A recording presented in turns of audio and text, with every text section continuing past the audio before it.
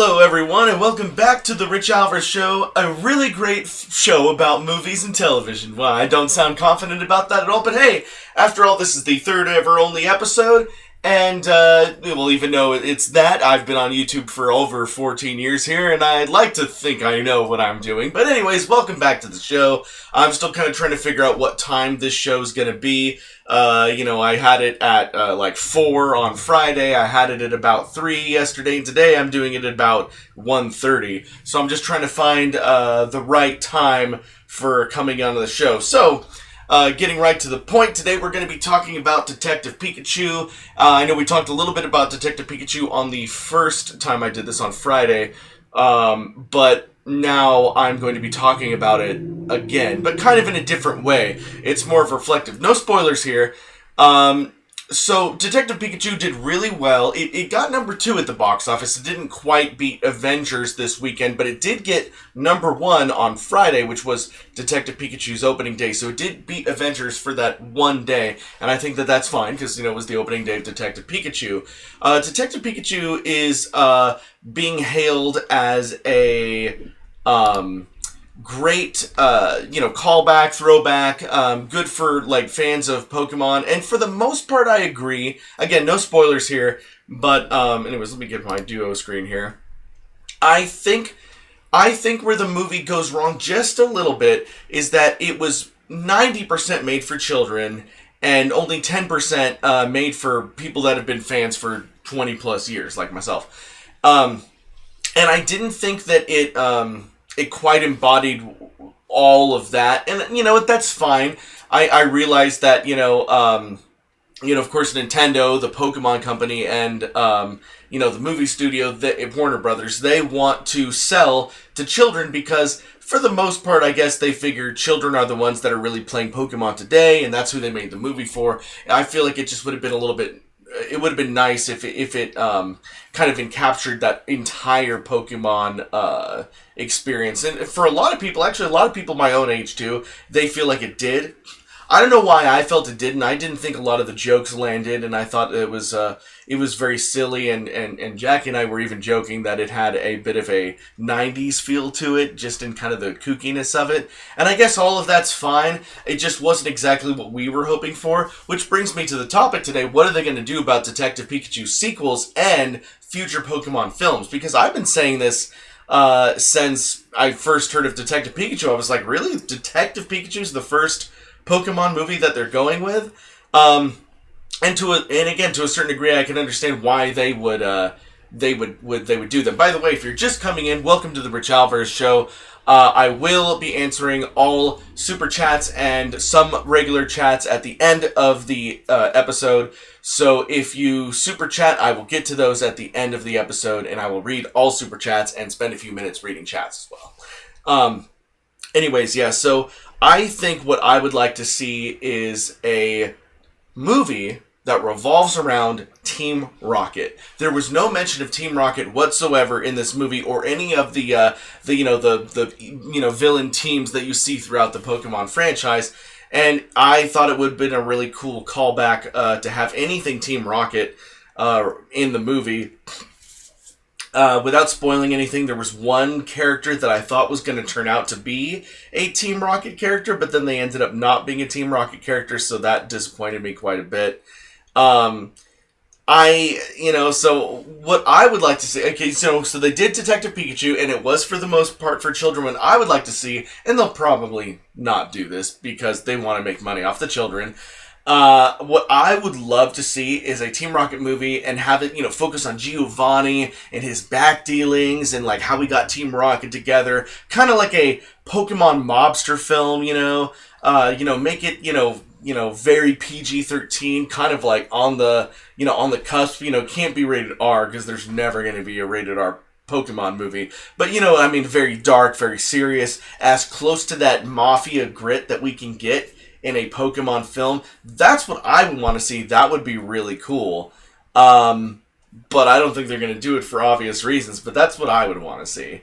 When it comes to Detective Pikachu, people really like Ryan Reynolds as the voice of Pikachu, and I thought that Ryan Reynolds did a good job, but, it always felt restricted, because Ryan Reynolds, he likes to be really out there and really, explicit. And, if you've seen him as Deadpool, you know what I mean. And as Pikachu, of course, he's not allowed to do most of that. So I've constantly felt in the movie that he was holding himself back. It's almost like watching Joe Pesci hold himself back in Home Alone, you know what I mean? Because usually Joe Pesci is swearing up a storm in Martin Scorsese films like, Goodfellas or Casino. But in Home Alone, he's just like, fresh. He's like, he's gone Looney Tunes because he's not allowed to be as explicit as he's used to. And Ryan Reynolds is better at being funny while holding back, but you can still feel that Ryan Reynolds would like to go that extra step, but he's not allowed to because it's, he's Pikachu,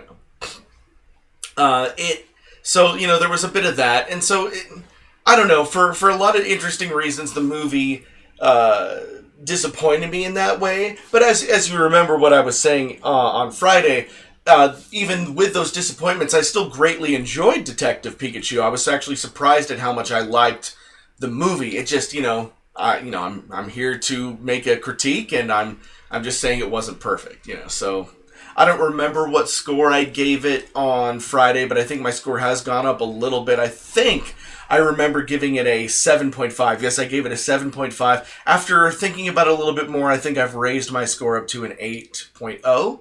So a little bit higher, give it a B minus, Besides a Pokemon Mafia movie, I think, just a straight on, story based on the original games, red, blue, green, depending on, which region you're in and all that. And Yellow Pikachu Edition was, kind of another combo of the games. The problem is, and this is what I've always said, I always said, for the last 10 years, or probably before that, but especially in the last 10 years, I've been telling everyone, I don't know how they're going to make a live-action Pokemon movie, because you're basically, it's fun in the games to catch Pokemon and have battles and everything, but when you put that in a real-life situation, it becomes so much more clear that it's animal fighting, or, like rooster fighting, all those, underground illegal fight rings that you hear about, dog fighting. It's like, that's kind of what, Pokemon is a lot more fun and high-spirited than that, but when it really gets down to the nitty-gritty of it, it is people that are training animals to fight each other, and feint each other. So I wasn't sure how they were going to do that on film. So they avoided that for the most part with Detective Pikachu, and that's why I think they went with Detective Pikachu, is because they could avoid all the animal fighting by having it focus on Detective Pikachu and his mystery. And I will say there is a moment in the movie where there is some Pokemon fighting, but within Rhyme City is the city in the movie, and in Rhyme City, Rhyme City is built up as this city where Pokemon and humans live side by side harmoniously. And so Pokemon fighting is illegal in Rhyme City. And there's a moment in the movie where, there's a Pokemon fight. I'm not going to tell you the context of it, but there's a moment in the movie where there's a Pokemon fight, and it is considered an illegal fight. And so and they mention other Pokemon fighting like it's normal outside of Rhyme City, but the fight that we got in the movie was considered an illegal Pokemon fight.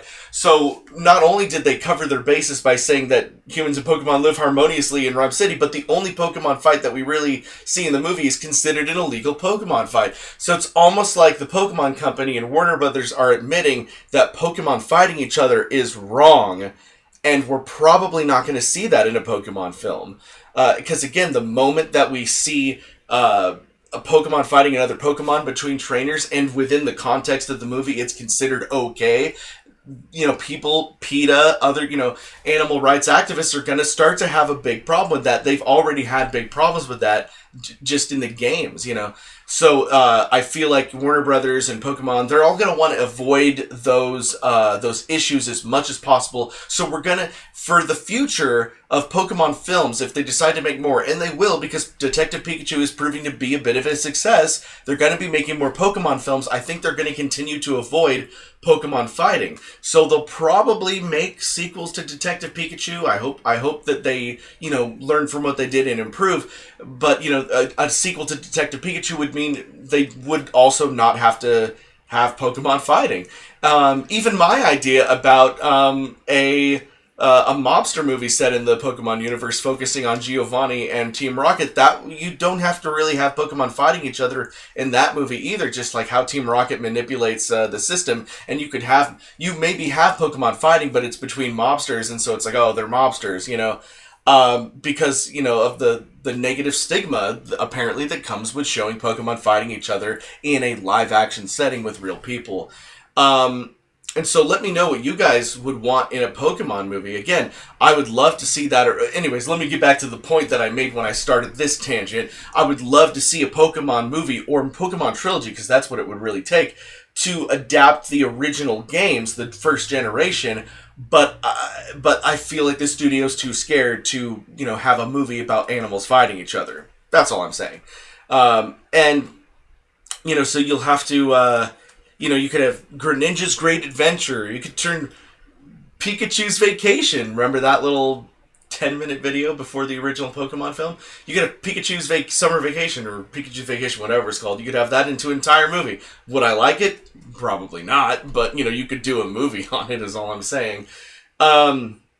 It's really interesting, again, that dynamic of, what is in a game that's acceptable and what is okay on screen, that is acceptable. It's like, of course, we've had Pokemon movies, the animated movies that have shown Pokemon fighting, but I guess, again, since that's 100% cartoon, I guess that's what they consider okay. But in a live-action setting, it's different.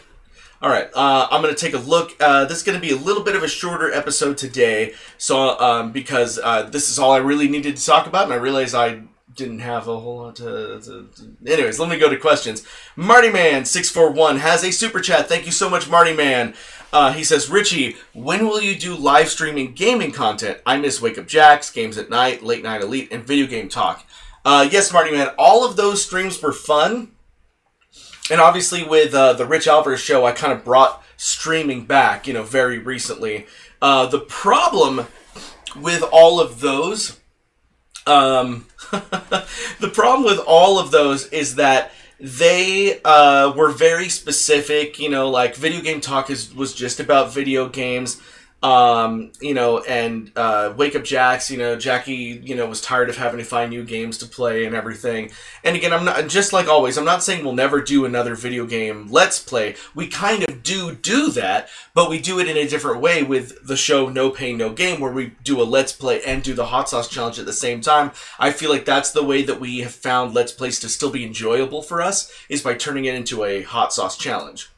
But as far as streaming goes, after thinking about whether or not I should bring back Video Game Talk or like Star Wars Hour or the other streams I was doing, I decided just to make the Rich Alvarez show so that I could talk about whatever I want. I'm going to be mostly talking about movies, because movies is the thing that I am, most interested in and most want to talk to you about. But, in a circumstance where a video game that I enjoy is either getting, like if there's a video game I want to talk about, like I will probably talk about the Final Fantasy VII Remake here pretty soon, maybe this week or next, or, like if there's, for example, if there was a video game I really want to talk about, I would talk about. But Video Game Talk, where every single week we had to talk about video games, became hard because video game news and information doesn't come out as fast as I thought it did. IGN and companies like that, they really, it's like stretch. It's like, oh, they start talking about facts and numbers and things, and that's all good and fun on its own, but I really like talking about the games that I'm excited about. And so when that happens, I will probably discuss video games. But for the most part, this show's going to be about movies, because I always enjoy talking about movies and everything that's coming out, like right now with Pikachu, and of course my favorite movie of the year so far, which is Avengers Endgame. But yeah, I don't see those shows coming back anytime soon. I think for the most part it's going to be the Rich Alvarez show here. But again, if you want gaming content, No Pain, No Game is on the channel. Let me see if I see any other interesting comments on here. Alex Stars 94 94. That's clever. All right. He says, all right, I'm going to see you, Richie. Hi. See ya. um, I see. I think he wanted me to respond to his comment later. He must have missed the part where I said I was going to read comments at the end. Okay. Um, Reckless Man, I love. It's funny. I love reading comments like this, even though you guys should know the answer. Reckless Man says, "When will the Stupid Mario Bros. Return?" If you have not seen our film from, gosh, now 2 years ago, if you have not seen Stupid Mario Legacy is our film that wraps up everything from Stupid Mario Brothers, Plumber Knight Returns, Stupid Mario World. It wraps up everything nicely in a nice film. Go check it out. But that's it. Let's see here.